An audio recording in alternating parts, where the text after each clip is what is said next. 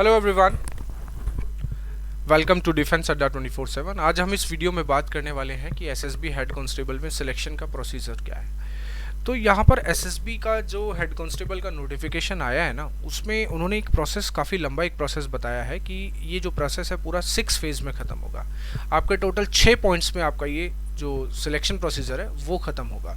तो हम एक एक करके एक एक पॉइंट पर डिस्कशन करेंगे। यहाँ पर पहला पॉइंट आपका सिलेक्शन प्रोसीजर का स्टार्ट होता है। सबसे पहला पॉइंट जो यहाँ पर बनता है वो है आपका PET and PST, physical efficiency test and physical standard test. ठीक है, एफिशिएंसी में आपका क्या होता है, पीईटी में मेल कैंडिडेट्स के लिए आपको 1600 मीटर्स यानी कि 1600 मीटर 6.5 मिनट में आपको कंप्लीट करना है।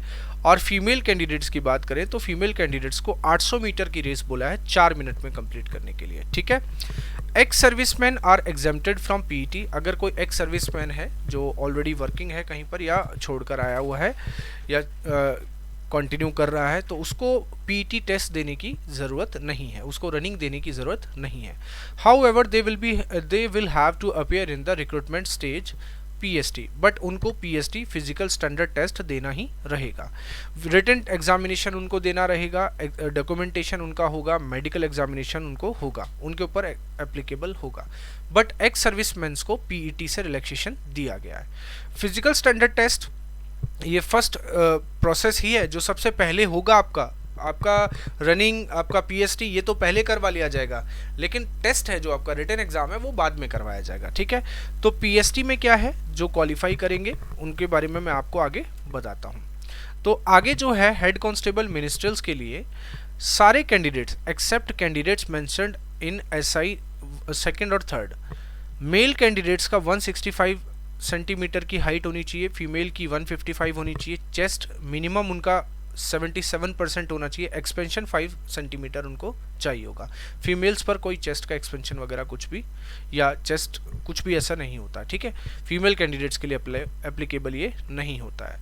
अगर आप गढ़वाल से बिलोंग करते हैं, ठीक है, ये क्या है, Kumaonese, Gorkhas, Dogras, Marathas and candidates belong to the state of Sikkim, Nagaland, Arunachal Pradesh, Manipur, Tripura, Mizoram, Meghalaya, Assam, Himachal Pradesh, union territory of Jammu and Kashmir, Ladakh, इन सभी में फीमेल्स और मेल्स की जो हाइट है वो 162.5 है, चेस्ट एक्सपेंशन सेम है, फीमेल्स की हाइट 150 है, मेल्स की height, all candidates belonging to scheduled tribes यानी कि एसटी कैटेगरी से अगर आप बिलोंग करते हो तो आपको हाइट में भी रिलैक्सेशन दिया गया है, 162.5 होनी चाहिए और फीमेल्स के लिए 150 होनी चाहिए। ये आपका पीएसटी है, फिजिकल स्टैंडर्ड टेस्ट, इतना तो होना ही चाहिए। ठीक है, इसमें आपको एक्स सर्विसमैन्स को भी कोई रिलैक्सेशन नहीं है। आगे रिटन एग्जाम होगा, आपका सेकंड फेज आता है। रिटन एग्जामिनेशंस आपके गवर्नमेंट स्कूल्स में होंगे, केवीएस हो सकते हैं, एसएसबी की कोई लोकेशन है, ठीक है, वहाँ पर हो सकते हैं। कॉमन एंट्रेंस टेस्ट यानी कि सीईटी में आपको 2 घंटे का ड्यूरेशन मिलेगा जिसमें 100 क्वेश्चंस आपके होंगे और 100 मल्टीपल चॉइस क्वेश्चंस होंगे। जनरल नॉलेज होगा, मैथमेटिक्स होगा, रीजनिंग होगा, जनरल इंग्लिश हो सकता है या फिर हिंदी, जो भी आप सिलेक्ट करते हो। अगर आप हिंदी देना चाहते हो हिंदी, इंग्लिश देना चाहते हो तो हिंदी इंग्लिश। ठीक है, मिनिमम क्वालिफिकेशंस जो हैं जनरल वालों को 50% तो सिक्योर करना ही है, यानी कि 100 नंबर का अगर पेपर है, 100 नंबर का पेपर है तो 50 नंबर तो मिनिमम आने ही चाहिए। किसके लिए, जनरल के लिए, ईडब्ल्यूएस इकोनॉमिक वीकर सेक्शन के लिए या एक्स सर्विसमैन के लिए। ठीक है, और 45% एससी और एसटी के लिए लाए गए हैं।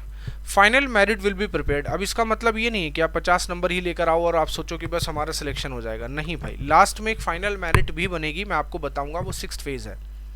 तो final merit will be prepared on the basis of marks obtained by the candidates in written examination CET. ठीक है, mere qualifying in written exam, ये खुद भी बोल दिया इसने बात जो मैं बोल रहा हूँ, mere qualifying in written exam does not confer the right to any candidate for final selection for the above said posts. जो पोस्ट ऊपर दी गई है इसका मतलब ये नहीं कि 50 नंबर ले आए और आप बोलो नहीं हमारा तो सिलेक्शन होना चाहिए। थर्ड फेज जो होगा आपका वो होगा आपका स्किल और टाइपिंग टेस्ट। स्किल्स के लिए मैंने टाइपिंग टेस्ट के लिए कल भी मैंने आपको बताया था एक डिटेल्ड नोटिफिकेशन में, क्या आपका 35 वर्ड्स पर मिनट इंग्लिश में होना चाहिए या 10,500 की डिप्रेशन पर आवर होना चाहिए। 1 घंटे में आप इतने की को डिप्रेस करेंगे यानी कि दबाएंगे।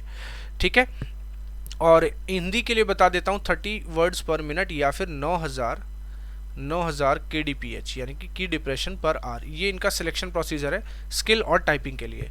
फोर्थ प्रोसेस जो यहाँ पर आता है, देखो 3 प्रोसेस मैं आपको बता चुका हूँ। पहला आपका पीईटी पीएसटी, दूसरा आपका रिटन एग्जाम है, तीसरा आपका स्किल टाइप यानी कि टाइपिंग टेस्ट भी होगा।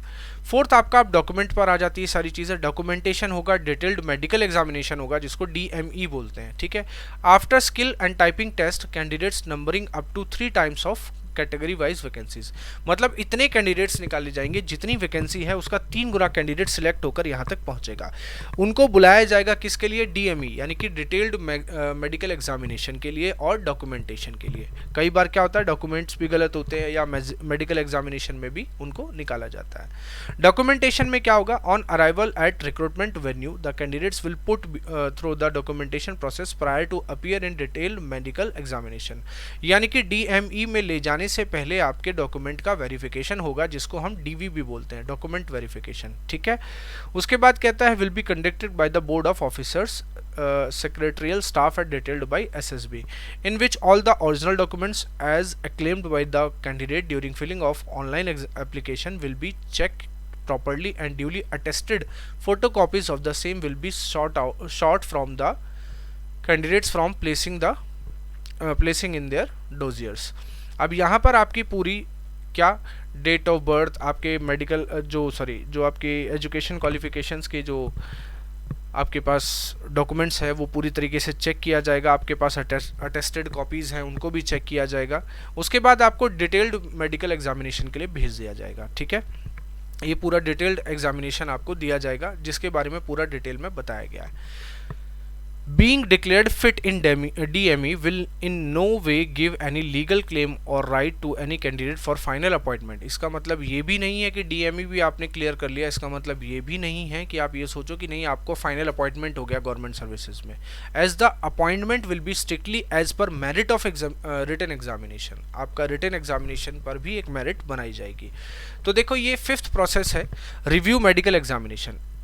अगर किसी को अनफिट कर दिया गया, लेकिन ये है कि वो उस चीज़ को ठीक करके आ सकता है। कई चीज़ ऐसी है जो क्योरेबल है, तो अगर वो वापस आ सकता है उसको ठीक करके, तो आपका रिव्यू मेडिकल एग्जामिनेशन होगा RAME, आप सबमिट करा सकते हो सेकंड अपील से पहले। यहाँ पर बोला गया है साफ, SSB की लास्ट स्टेज से पहले अगर आपने सबमिट करवा दिया कि आप प्रॉपरली फिट है ना, प्रॉपरली अगर आप फिट हैं तो आपको कंसिडर कर लिया जाएगा। 6th जो फाइनल रिजल्ट, और यहाँ पर आती है बात आपके फाइनल सिलेक्शन की।